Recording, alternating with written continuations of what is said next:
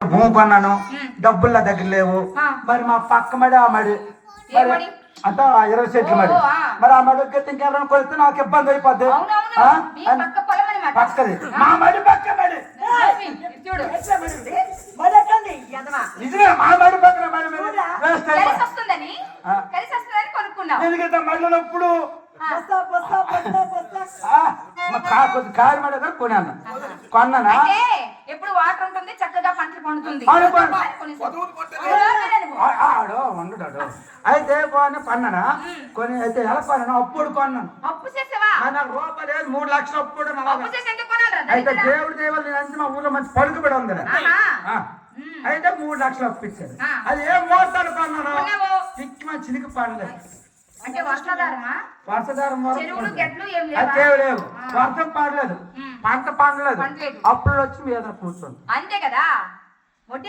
అయితే మా పొలం పండలేదు, రెండు పక్క పక్కన కదా. అయితే వడ్డీ వాళ్ళు వచ్చి కూర్చుంటారు. భాస్కర్ డబ్బులు ఇస్తారు అబ్బా అసలు ఇచ్చి నాకు వడ్డీ ఇచ్చి పెడతాను. మరి నేను ఏం చేస్తాను మా ఆవిడ రాను వాళ్ళ నేను ముట్టాకి వెళ్తాను. అంటే తారు పని చెన్నై తారు పనికి వెళ్ళిపోతే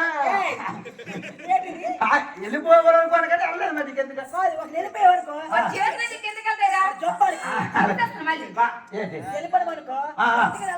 ఇంటికి అదేది బతిమా మరి ఏదో బాధపడుతుంది. అయితే అమ్మా ఈ లోపల ఇలా అడుగుతాను. మా ఆవిడ అన్నది నేనే నీకు 500 ఇస్తాను, నీకేం ఛార్జీకి ఇస్తాను, ఏదో బాధపడి 1000 రూపాయలు అప్పు తీర్థం చూస్తున్నాను. మా ఆవిడ మహా తెలివైంది. పోతే 1000 రూపాయలు నీ దగ్గరకు వచ్చిన 1000 రూపాయలు ఇచ్చాను. మరి ఒక 200 అడిగానా 3 వేసుకుని వెళ్ళిపోతాను ఛార్జ్ కట్టుకుని. అయితే 1200 ఇచ్చావా పట్టుకొని మా ఆవిడ 1000 రూపాయలు ఇచ్చాను. 1000 రూపాయలు ఇచ్చానా మా ఆవిడ స్టాప్ కు బయలుదేరిపోయింది. ఎక్కడికో బయలుదేరింది. నన్ను కూడా బయలుదేరమా మా ఆవిడ అని అడగలేదు. మన అడిగా అంటే ఎందుకంటే ఉన్నమాట చెప్తాను. మా ఆవిడ ముందు నడిచి అనుకున్నాడు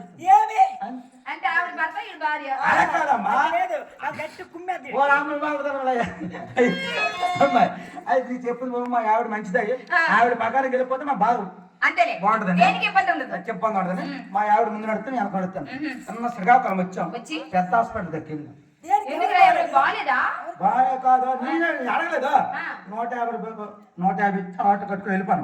పెద్ద హాస్పిటల్ దగ్గరికి వెళ్ళాను.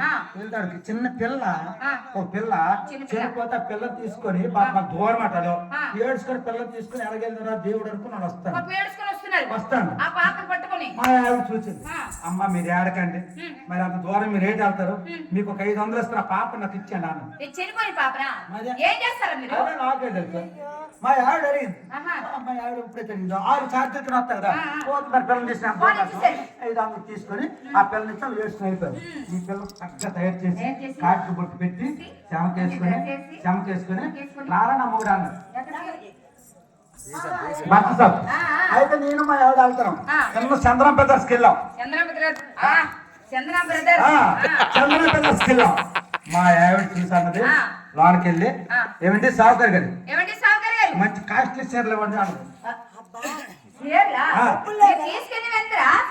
1000 రూపాయలు 350 ఉంది ఆవిడ దగ్గర. అంటే 150 రూపాయలు ఆటోకి ఇచ్చాము, 500 ఇచ్చాము, రేటు 350 ఉంది. చక్కగా చీరలు తీయమన్నా అమ్మాయి. ఎప్పుడైతే చీరలు తీయమందో సావుకర్ ఏమంటారు, ఈ మంచి పంటలు కొనుక్కొని మంచి మంచి కాస్ట్లీ చీరలు తీసేస్తాడు. బేరం వచ్చి ఇప్పేస్తాడు. 40-50 చీరలు ఇప్పిస్తుంది మార్పులో కాస్ట్లీవి. సావుకర్ మంచి కోపంగా ఉన్నాడు. ఈవిడ చీరలు కొంటదా కొందగాని ఇంత చీరలు ఇప్పించింది, ఎవడు మార్పు పెట్టిపోతున్నాడు మంచి కోపంగా ఉన్నాడు. తర్వాత చీరను చూసి అన్నది, ఏమంటే ఆ చీర ఖరీదు ఎంత అండి అన్నది. చాలా తక్కువ అమ్మ 35,000 అన్నది. 35,000 అయితే మా ఆవిడ అన్నది, ఏమే 3,500 కెప్పేట అన్నది. 3,500 కంటే సాగుకర్ మంచి కోపంగా ఎల్లా పని పెడతాను దోశ.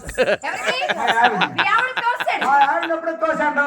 ఈ శాంపుల్ పిల్ల చచ్చిపో పిల్ల ఉంది కదా, ఈ పిల్లలు డబ్బులు పెట్టి అవును మనకు తెలుసు, వాళ్ళు తెలిసి తెలియదురా. ఎప్పుడైతే పిల్ల చనిపోయిందో పిల్లను పట్టుకొని ఏడుస్తాను మా ఆవిడ. కూతురా కూతురా కూతురా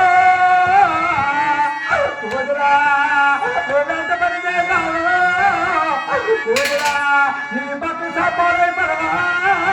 కూతురా అంతలో సాకురు మొత్తం కారేస్తాను ఏంటి? చెమట వచ్చి అంతలో గజగజ తెగిపోయాడు, గజగజ అమ్మా ఆడిపోయాడు. నీ దయ అమ్మా నీ దయ. నువ్వు ఇక్కడ కేకలేకు కేకులు వేయకమ్మా, ఏడకమ్మా. ఆ.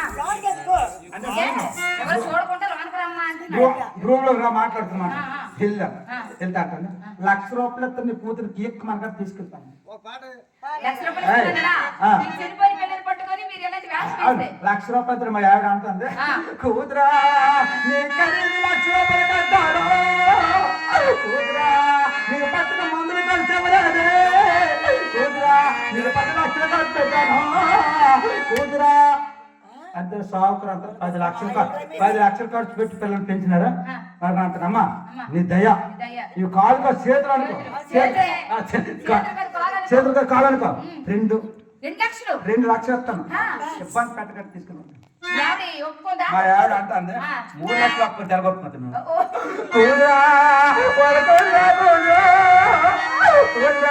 నీ నాన్నగారు చెప్పినావు కూతురా నీ అమ్మగారు చెప్పినావు కూతురా నువ్వు కళ్ళ కన్నాను కూతురా నీ కోట్ల వచ్చినాను కూతురా నీ అంతప్పుడు సాగుకుని అంటాడు అమ్మా పక్కనే పోలీస్ స్టేషన్ ఉంది నువ్వు గొడవ పెట్టావు అనుకో ఆ. నా షాప్ సీలేసి చేసేస్తారు. నీ దయ అమ్మా నీ దయ. 3 లక్షలతో వెళ్ళిపోతాను ఒరే, ఎప్పటికైనా యావిడ నువ్వు ఇలాగ అనవలసిన పని అవును లేదు. ఎలాగంటే మరి రెడ్డి ఎవరు కడతారు వడ్డీ కూడా ఎంత రాస్తారా? ఆ రెడ్డి రాకపోతే ఆ, అదేమంటుంది. అమ్మాయి ఆ.